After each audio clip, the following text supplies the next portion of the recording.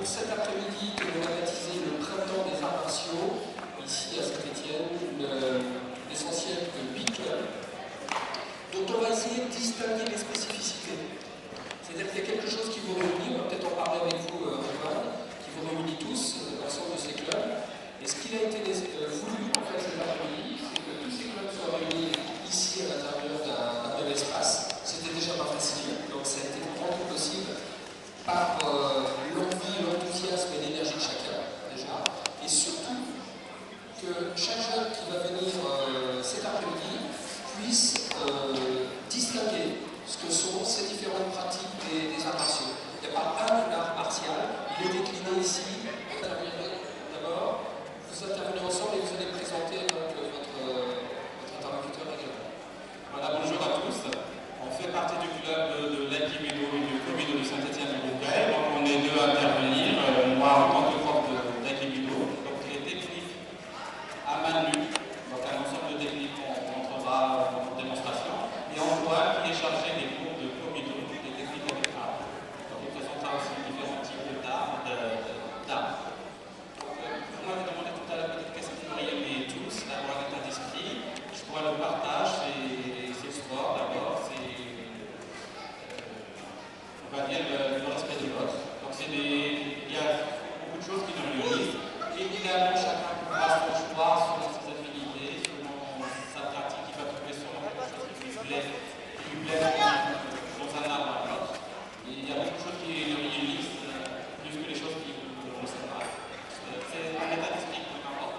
C'est très intéressant ce que vous êtes en train de dire, parce qu'on aurait pu penser pour de valoriser depuis plusieurs années ces différentes formes de pratique des arts martiaux se sont valorisées auprès des jeunes. S'il y a quelques années, c'était des couloirs. Voilà. Dire à ce jeune que chacune d'entre vous, les garçons et les filles, est arrivé.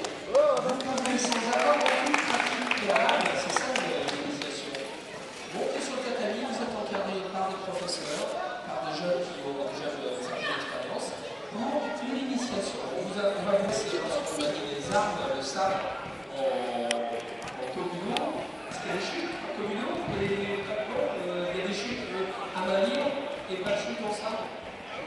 Alors avec le sabre, non, avec les armes, il n'y a pas de chute.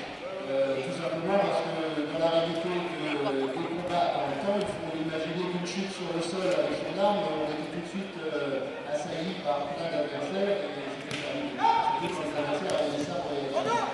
Dans les techniques de Kobudo, aucune chute, on reste essentiellement éducatif et en même temps important. La chute, c'est une esquive. Chuter, rouler sur le sol, c'est une façon de se sortir d'une situation difficile. Donc c'est une technique en soi, c'est pas simplement une façon de faire beau sur un tapis, non, c'est vraiment une technique d'esquive. On chute pour s'échapper avec une saisie, une contrainte articulaire, d'une les bras, de torche de bouffe. Dans cet état d'esprit, c'est que voilà, c'est un apprentissage continu, une amélioration permanente. Et on voit avec le temps qu'il y a vraiment des choses qui s'installent. Le corps réagit favorablement. Je vais rajouter deux éléments que vous avez très loin, qui met agressif, même si c'est sur le tapis, nous oblige à avoir, par rapport à notre mental, à avoir une réponse adaptée. Donc c'est vrai qu'on prend confiance en soi, on prend confiance dans ses propres capacités par la pratique. Le même principe, les mêmes façons de se déplacer, les mêmes façons d'esquiver, les mêmes façons de jouer avec son corps, avec ses jambes, avec ses bras, c'est la même chose. Dans un cas, on a une arme au bout des mains, dans l'autre cas, on n'a pas cette arme. Les mains sont toujours là. Donc la formation du corps aussi est très importante. Le corps se développe harmonieusement, toutes les parties du corps sont mises en énergie et en situation. Donc il y a un double aspect. Avec l'escalade, on met la tête.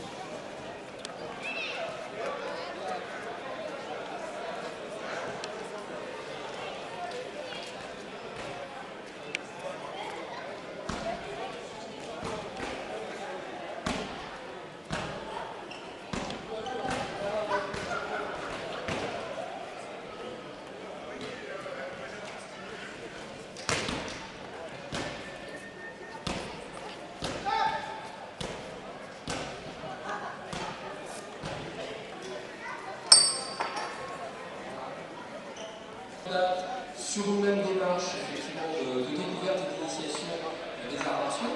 Je voudrais tout d'abord demander à Frédéric. Alors, Frédéric, c'est le karaté club stéphanois. À peu près justement.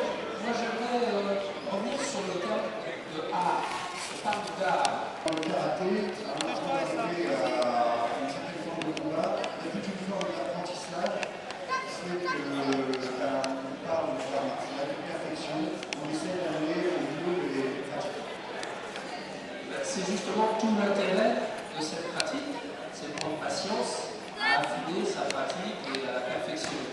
Vous allez me reparler encore du caractère de théorie à ces jeunes qui viennent d'arriver. L'objectif de combat, puisque le kata, c'est l'apprentissage de technique, c'est une activité fermée, donc il y a des techniques à apprendre, c'est une sorte de danse, une danse martiale, donc on a un technique, ça peut se faire. Par contre, ce qu'on peut faire, c'est faire taper dans des ballons, en expliquant quelle va être la meilleure forme musculaire possible pour y arriver. Alors les ballons, ce sont des...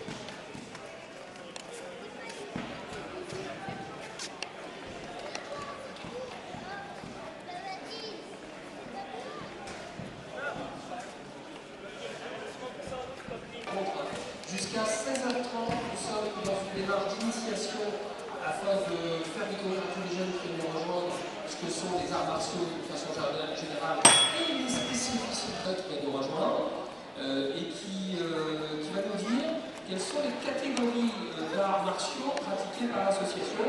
Il y a des termes qui sont déjà connus, peut-être pas autant que le judo et le karatéka, mais le tai chi chuan, le kung fu.